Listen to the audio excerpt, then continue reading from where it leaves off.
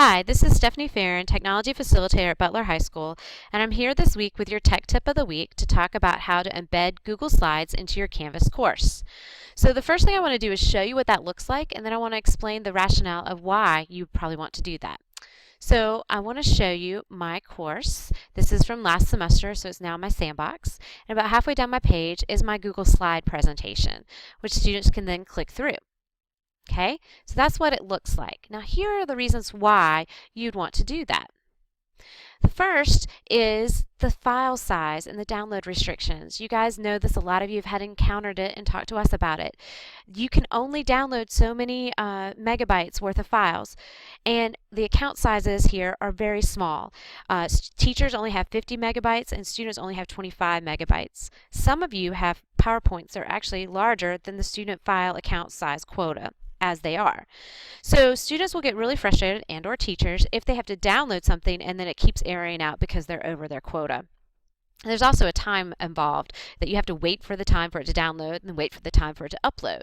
It removes the extra link or the extra click involved. You don't want to click on a web page to click on a link to click on another link to wait for it to download and then have it open back up. It just makes it a little more ease of use for the user or for the student involved in your course. And finally, and most importantly, I think this is what sold me on it, is that as a teacher, I can adjust the slideshow without having to repost it. So, for example, that slideshow that you were just looking at, so that was from last year, and so it has dates on it that I'm going to need to change for this school year. All I have to do is go into my Google Drive, open my slideshow, change the dates on my slideshow, and it will automatically change on my pages in Canvas. I do not have to go in, delete the file, relink the file, upload it back, and all those steps, and remember to do all those steps. It automatically talks to Google, so that makes it wonderful for me. So let's talk about how to do this.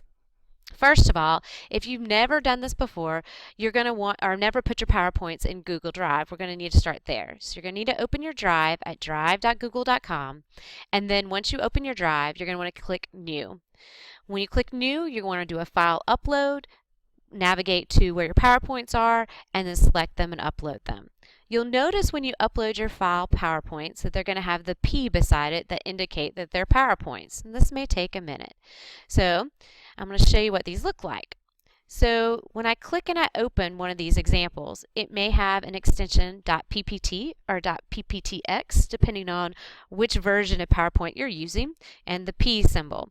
I need it to convert over to the yellow and white symbol for Google Slides. So what I'm going to do is click on the file to open it, and then select Open With in the middle of the screen, and select Google Slides.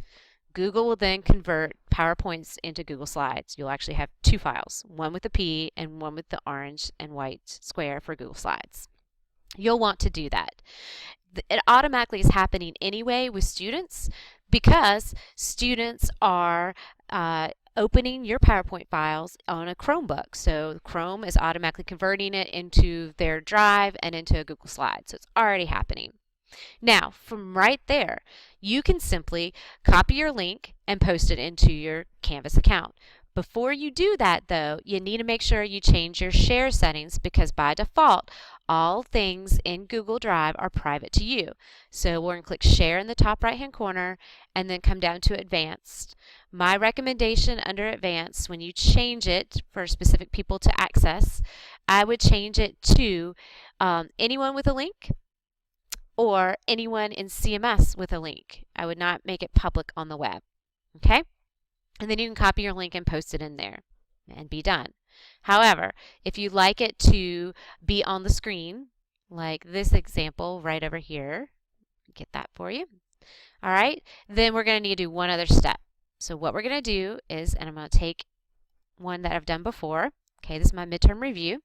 I want to make sure that I want to publish it. So what I want to do is, once I've verified that the slides still look the same as when I had them in PowerPoint, I'm going to come over here and I'm going to do File, and I'm going to come down to Publish to the Web.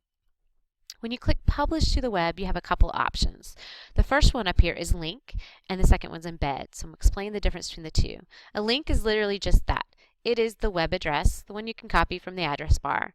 You can also adjust how often the slideshow loads, okay, or switches slide to slide, and if you want it to restart at the end of the slideshow. Also in the link button, you can have it go into Gmail, Google+, Facebook, or Twitter. So if ever you have a slideshow you want to share with social media, you can do that right from here.